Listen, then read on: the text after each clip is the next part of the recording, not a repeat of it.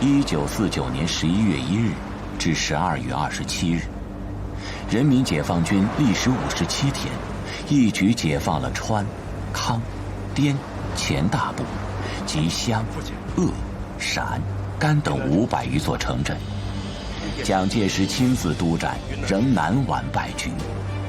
他于12月10日自成都飞至台湾，从此再未踏上大陆。总裁，这是国防部关于收复昆明、惩戒叛徒卢汉的几种方案，包括就近抽调部队直逼昆明，以及空军直接轰炸云南省政府所在地五华山。看来国防部上下无不义愤填膺，就等总裁一声令下。不嘛。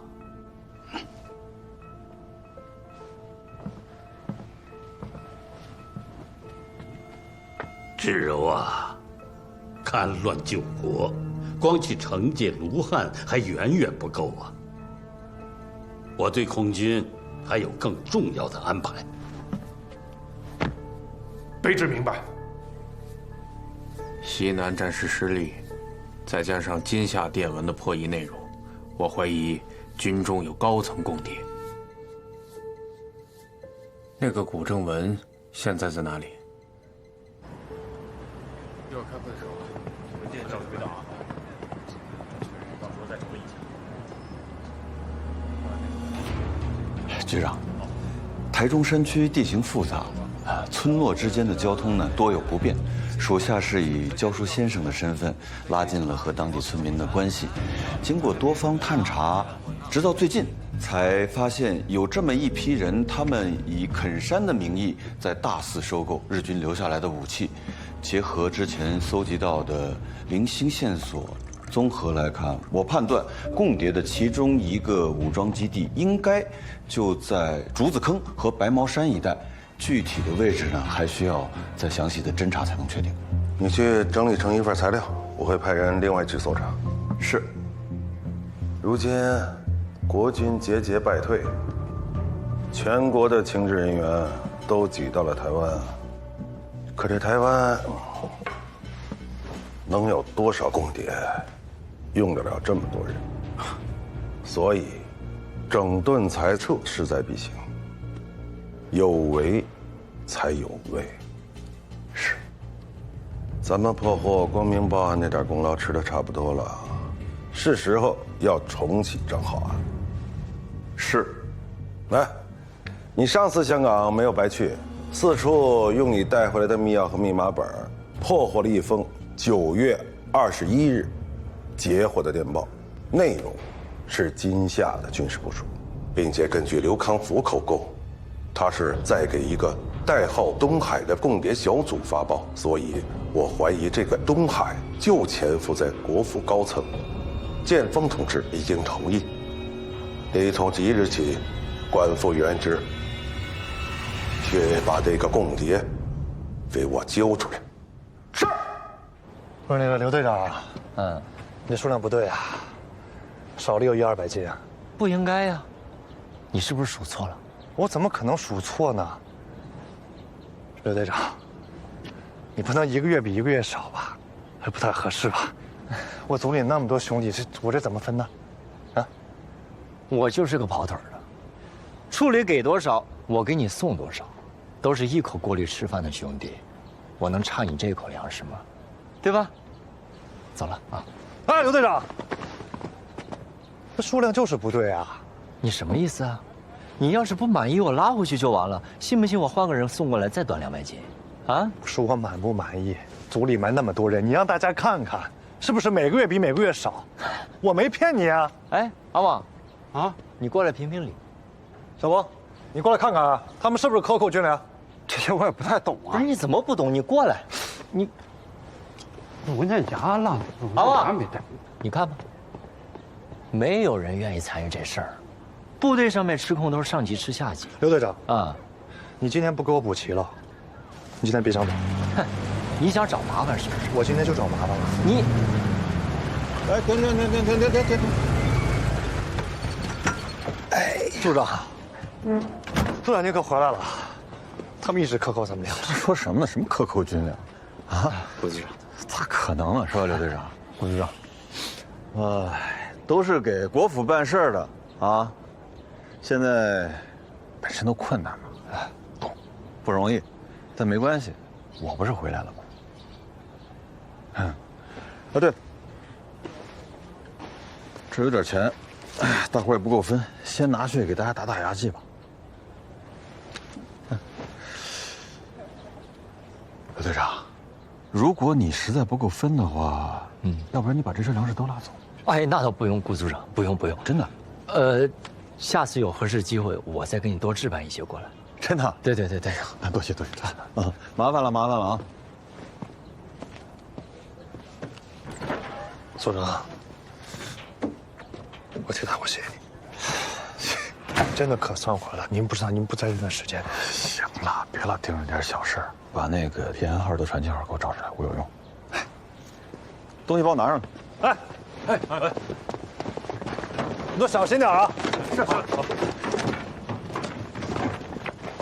给我吧。好，组长。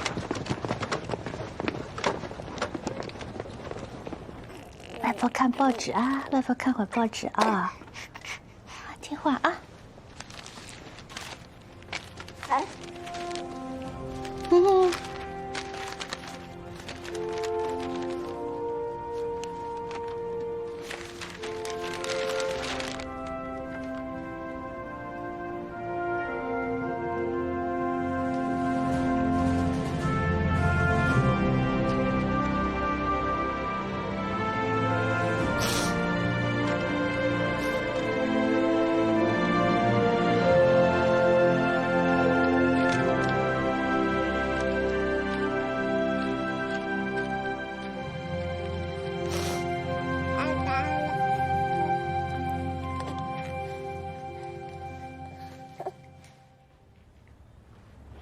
，9月19日晚22时到达基隆港，21凌晨6点发船。组长，到了。张浩等于就是21号一出海就发电了。但是19号晚上22点抵达基隆。基隆当时是在宵禁，也就是说，他只有20号白天有机会拿到电文。什么电文啊？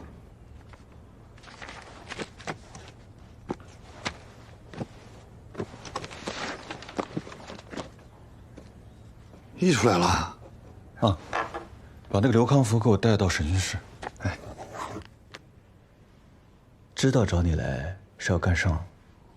我之前抢了谷组长的大计，这次是有戴罪立功的机会。升的大气了，那个事情是在变化的啊，也不都怪你。这次的任务很简单，你就把你和那个张浩从认识以来啊，所有的细节，他说过些什么话，做过些什么，甚至包括他穿了什么样的衣服，有什么样的习惯用词、习惯动作，你全部都事无巨细的告诉我。好，我全都说。我第一次见张浩是8月底的时候，那个时候台工委已经派我在平安号上工作2个多月了。他是船上的大副，对。我那天正在练抛缆，他突然就找到我。吴次长，吴次长，总长还没回来，还没有呢。今天部里也没有会啊，他去哪儿开会了？这具体的我也不太清楚，要不等总长回来，我给您打电话。你是第一秘书，你不清楚？黄家将军一天3封急电，我等着总长定夺呢。总长去新竹基地开会去了，特意吩咐不要有人打扰他。哦，好，等他回来你马上告诉我。是。9月20号。你猛地这么一问，我也想不起来了。这都过去3个多月了。3个多月了，确实，但是你看哈，平安号是19号晚上抵达基隆港，但是21号凌晨就离开基隆港去了广州，也就是说张浩唯一能去台北的时间段就是20号的白天。您这么一说，我记起来了。那次靠港特别仓促，根本就不允许我们下船。至于张浩下没下船，他去了哪儿，我就不知道了。谷组长，我跟这个张浩一共也没见过几面，我知道的，我能想起来的，我已经全都交代了。我相信你。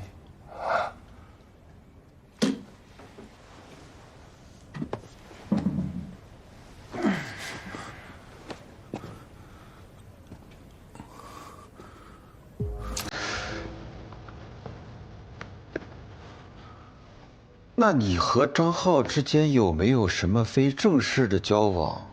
不是你们党内的工作，也不是平安号上的工作。您这么一说，还真有一次，我在基隆吃馆子的时候碰见过张浩。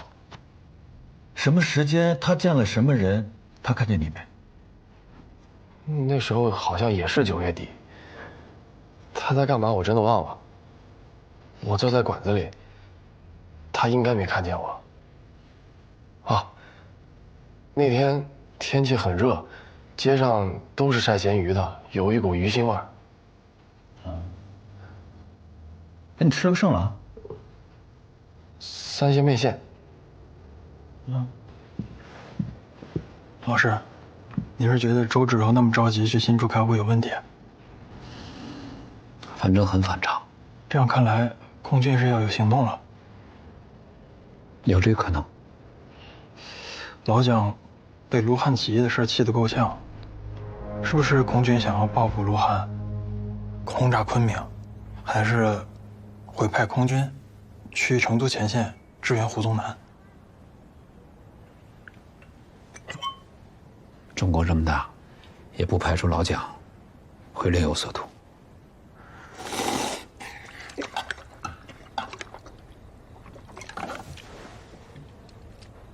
谷组长，您不吃啊？哎呀，你不管，我又不饿呢。味道还行，可以。味觉、嗅觉都能帮你回忆，想起啥来没？没有。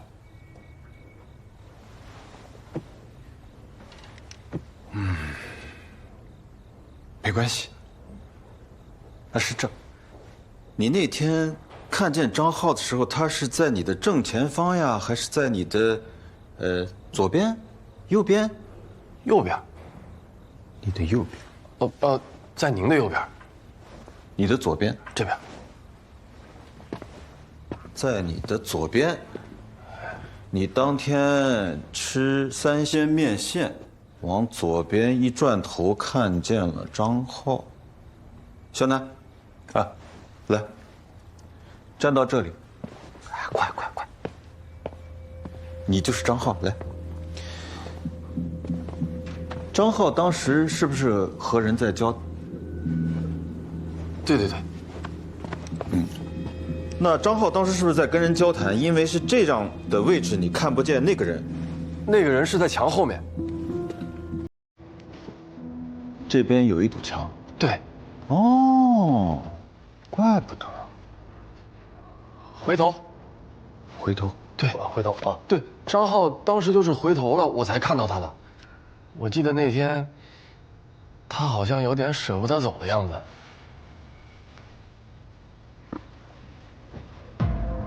舍不得走呢？哦，那看来墙后面那个人和张浩的关系不一般呀。明天带你去基隆港看看。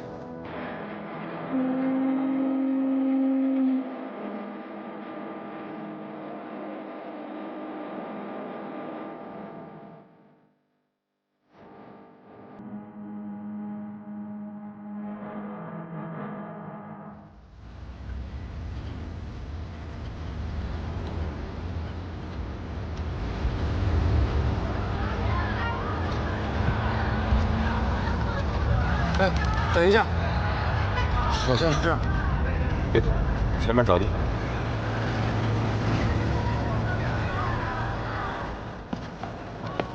记得好像是这边。当时这边有很多卖吃的、卖小吃的地方。哎，这儿，这边。我当时就坐在这个位置，然后他站在那边。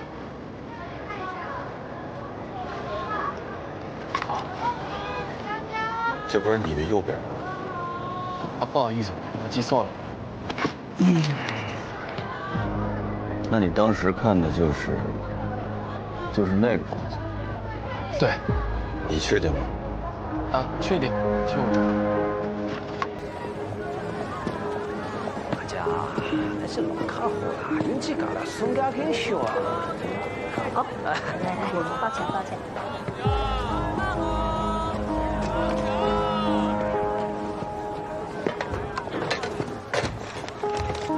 有害你打拍出来，你就甲讲一声哈。太可惜。多谢。啊，您好，您好，您好。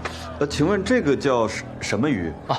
本地的四破鱼也叫巴浪，这个煮粥煲汤非常的鲜。还怕您听不懂呢？您也不是本地人。哎呀，做生意这天南地北哪儿的客人都有，学两句当地话好做生意不是？是，那给我来点这个。好，哎，这儿的好，我给您称点这个。好。组长，您是觉得这家店有问题吗？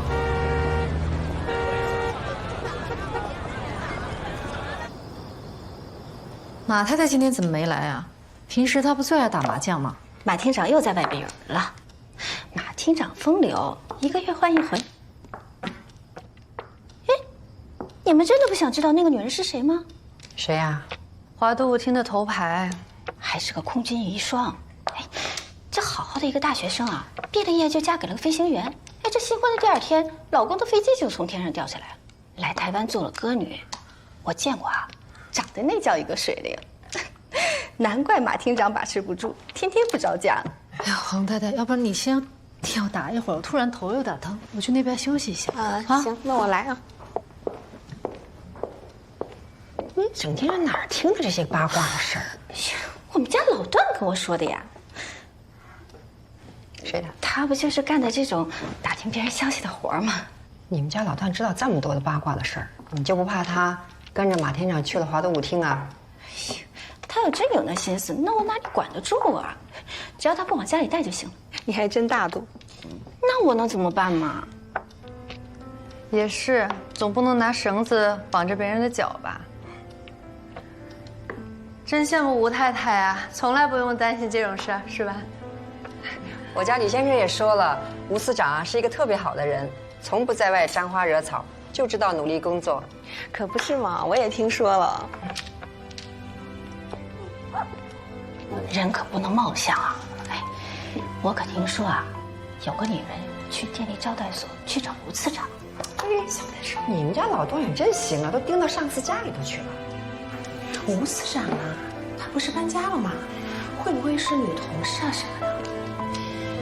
是个太太打扮模样，那肯定不是女。行了，别再背后议论人了，小点声。邹太太，真的不好意思，我实在是有点太累了。我就先撤了，好吗？你们慢慢玩。好，再见，吴太太。下次见啊！好，再见。再见。柳妹，把舞台来皮鞋拿过来。来了。来，给我吧。好，谢谢啊。哎呀，今天不好意思啊，扫大家兴了。哎呀，哪的话呀？你来我随时都欢迎。哎呀，是我不好，不该什么人都往家里请。没事，快进去吧。啊，再见啊。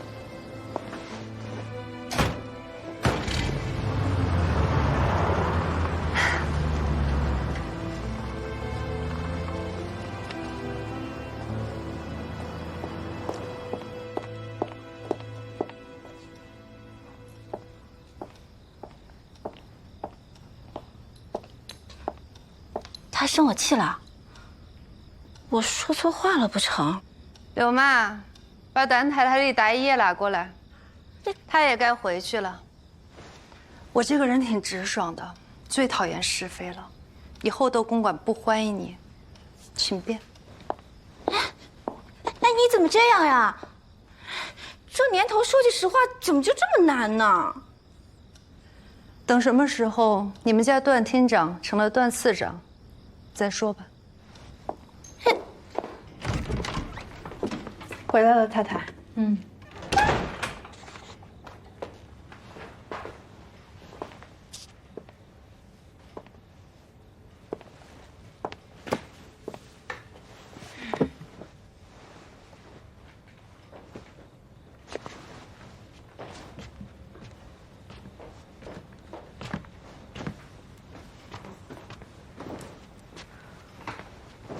你不是去窦公馆打牌了吗？怎么这么早就回来了？你今天没加班啊？没有啊，不是约法6章吗？到点回家。话说的还挺老实。宁可相信鬼，也不相信男人的嘴呀。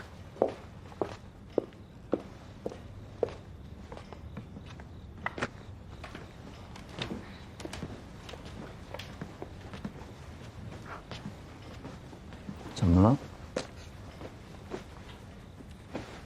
嗯？是在窦公馆听说什么了吗？这么多年你在外面很辛苦，我知道，也理解。嗯，像你这样的大官儿，在外面有相好的也很正常。但我只有一个要求。嗯。不许骗我。这是听那些太太说什么了？怎么说呢？今天马太太没来，他们就说马厅长在外面又找了一个人。哦。那窦太太就说很羡慕我，结果旁边的段太太就添油加醋说什么，你是说了一些不着边际的话。哪个太太？段太太。说什么不着边际的话了？你别问了，没说什么。雨荨。嗯。我只有一个要求，不管怎么样，你不许骗我。嗯。碧葵，你18岁，我们相识相爱，结婚30年，难道这些还抵不过他们那些闲言碎语吗？我就不应该听他们说，我不应该听，说的什么呀？哎，碧葵，这句话要听啊！不管听到什么，你都要相信，我不会骗你。要相信我。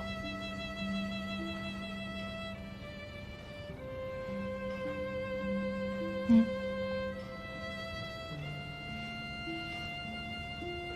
发型真好看。嗯。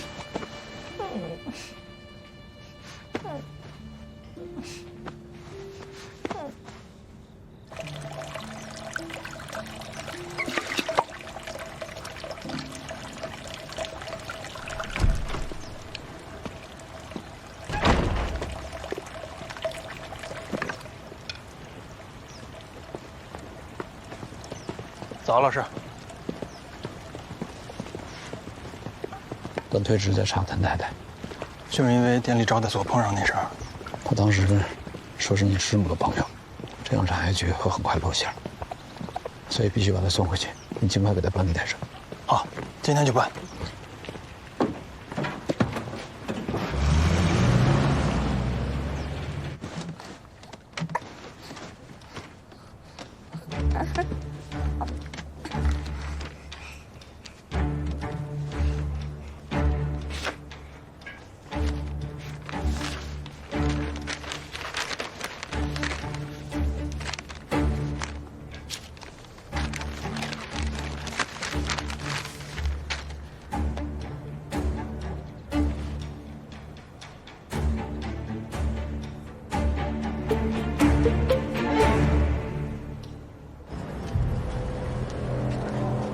能知道金夏情报的人不少啊，你还是怀疑吴司长？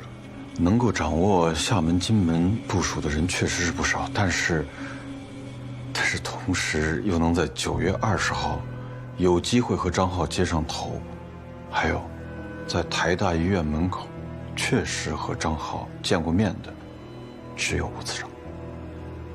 那跟这个姓林的有什么关系啊？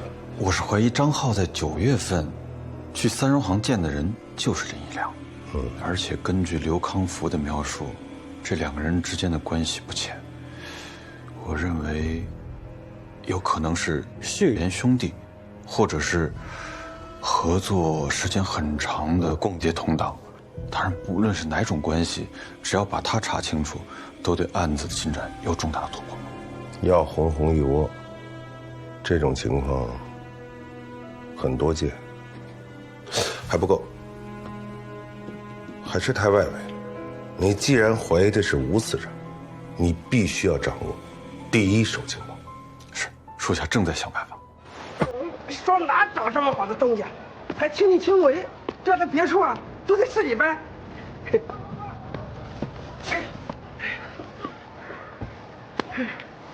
看啥呢？看活啊！一直在干。干完还早拿钱啊！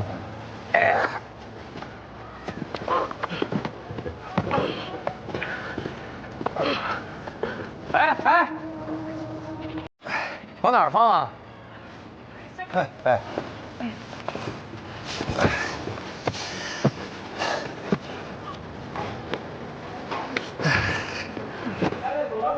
这个也放门口。哎，您好，您这是？我想解个手。哎，等下，这边请。不是里面的不。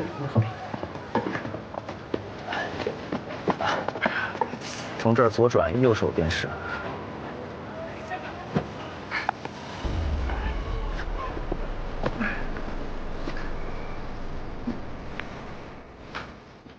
他们这个店，警惕性太高，而且几个伙计口风也紧得很。我一直在找机会，都没有能混进店里一步。组长，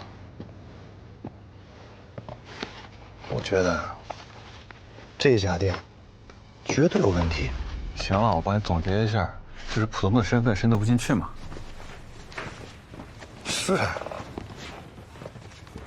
你说这个三荣行，真插不进去，水也泼不进去的。要咱们打进去啊，确实有点困难。光明报那个案子，咱们抓回来的吉隆工委成员还剩多少？30几个人吧。30几个。啊，您的意思是，我们假扮成吉隆工委的人？这主意好呀，组长。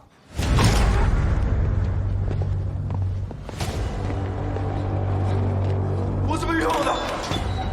我不是为别人，我没有啊！我没有干过，帮我说句话，怎么用的？我怎么用的？求求你，我没有干过，我怎么能干我？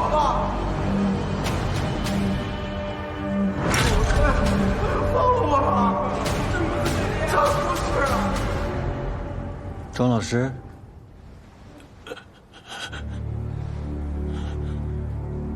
久违了。哎呦，您都瘦了。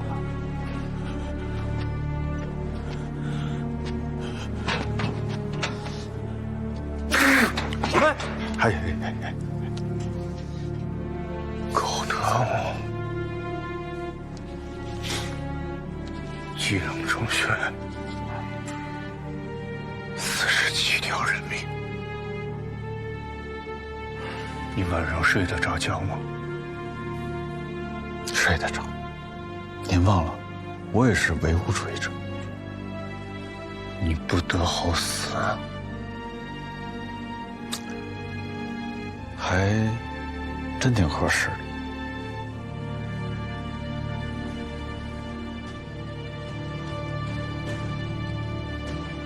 带他出来。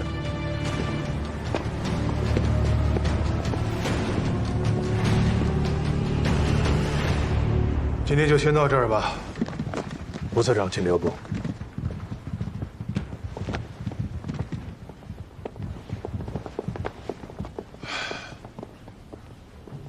学长，外交部告诉我说，法国政府终于同意让黄捷兵团撤进越南。哦，好啊，能回来一点是一点吧，总比让林彪多抓3万俘虏要好。条件是部队必须缴械。缴械？向法国人缴械？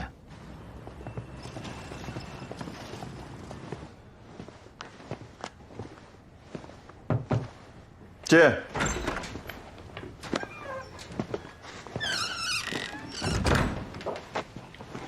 组长，您找我啊？来坐。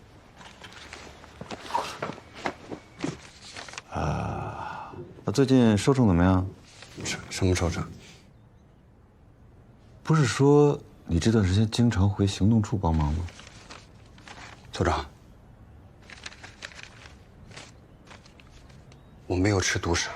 您不在的这段时间里，弟兄们都快揭不开锅了，所以我就想办法给大家改善生活。你还记不记得咱们侦防组的全称是个啥？保密局侦共防共组。保密局侦共防共组这个部门啊，其实成立的历史非常短。你还在台湾站的时候呢，也就是行动处下面一个科。光明报这个案子之后啊，局长欣赏咱们在抓捕共谍方面呢非常得力，所以才单独拎出来成了一个组。但是如果今后的工作展开的不顺利，抓不到共谍，那你恐怕就只有上大街去查身份证了。就好像你说我又会国语又会闽南语，正好派上用场，不像于霄南那样笨嘴拙舌的，连查个证件也干不好。是，组长，您怎么会知道？你不是这么说的吗？我记得这就是你的原话呀。对不起，组长，属下确实口出狂言了。哎，怎么叫口出狂言呢？你看，就是因为你有这样的特长，我才专门从叶处长那儿把你调过来嘛。想多了。哎呀，没事没事，走。退一步说，就算国防部命令黄捷兵团不许缴械，固守待援，你觉得他们能听吗？他们一路从湖南跑了1000来公里，就差最后一步跨过国境线就安全了。黄捷兵团在解放军的追击下节节败退，只能借道越南转运回台。此前吴石几番找周至柔打探消息无果，现在周至柔主动提及此事。吴石敏锐察觉到，这是打探空军秘密行动的最佳时机。随即，吴石顺水推舟，借自己反对黄捷兵团向法国人缴械的情绪，刺探出周至柔对此事的真实想法，而后见机行事。无论如何，那也比被共军歼灭强吧？那总长，您打算怎么安排？黄捷兵团缴械以后，会在越南的海防市集结待命。这其中各方面牵扯甚多，所以啊，这部里啊必须得有人管，还得拜托学长多方协调。是，明白。那我来负责，直接向你汇报。3万人，我需要运输舰，我粗略算了一下，大大小小需要3到10艘运输舰。好，学长可以直接去找马厅长，他现在负责军需的协调。如果实在是调配不过来的话，那也只能暂缓了。不可暂缓。总长，黄捷毕竟是前任参谋次长，如果他真的被俘了，谁的面子都不好过。如果能把黄捷兵团接回来，那毕竟是3万有生力量。好，那就有劳学长了。放心，我尽力而为。他属下一定肝脑涂地，为组长多抓共谍，让真防组这3个字实至名归。怎么是为我呢？你哪怕不说为党国为主义，你至少也应该为咱们组里所有人的福祉嘛。刚才你自己都说了，组里弟兄的生活你很担忧啊。好事情。是，为咱们组多抓共谍。好。那王连王，现在我这就有一个任务，需要你去执行。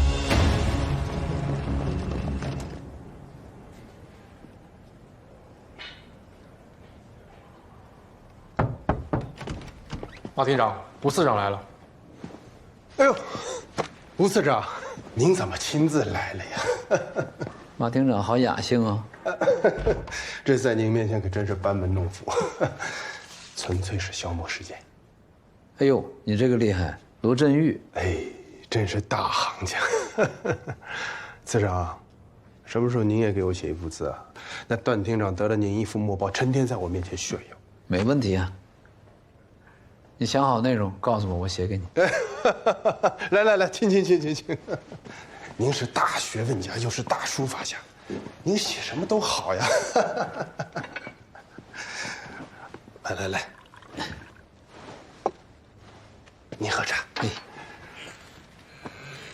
前一阵子啊，我从广州啊抢出来一批文房四宝，那宣纸都是精选的，其中有一方啊，57砚，哎呦那块木哦，真是难得，我都已经差人啊送到武公馆了。多谢马厅长。宣纸宝贵，但是兵员更宝贵。马厅长应该猜到了啊！我今天到这儿来，是为了接黄捷兵团回国一事，来请求你的。哎，次长，请求可不敢当啊！总长呢已经知会过我了，我本来打算一会儿去您办公室亲自向您汇报。那我就不管二母鸟了啊！黄捷兵团3万人，至少需要5艘运输舰。您这可是为难死我了。您就算扒了我的皮，我也变不出5艘运输舰。不对啊，我知道，仅交接美国军援那次，那就有10艘自由轮运输舰。我这个要求不是信口开河。次长，我就是个管后勤的，现在到处都有运输要求，我实在是调配不开呀。那怎么办？就让黄捷兵团3万将士在越南那个集中营苦等吗？隔几天就十几具尸体抬出去，这是牵扯到外交事务的，或国府脸面，后果你马厅长能承担吗？次长，您看这样，我先给您派3艘，行不行吧？马厅长既然这么为难，那你就把送到避暑的什么宣纸啊什么的收回去吧。啊，接不回黄将军部队，以后我也没什么机会能用那么好的纸墨了。哎，次长，您别走。那我就说实话啊，我现在也是巧妇难为无米之炊。薛岳总司令借了军舰，挺进海南岛，到现在还没有还回来。顾总长派了1个船团去广西接白崇禧白长官的部队，周总长呢又调了一大批的运输舰，去了舟山。我现在手上连往金门送补给的船都不够啊，我的次长。来，你先走。胡连将军啊，都催了我2回了。去舟山送补给，这事儿没那么着急吧？不行，你就先把这批船派去越南。您是不知道，就说往舟山去的这批船要的是最多最急，限期2周必须运完。马厅长，还有什么事儿能比我这事儿着急呢？还有什么事儿能比3万将士的性命更重要呢？次长，话是这么说，邹冲长也说了，此次转运之战备物资乃是重中之重。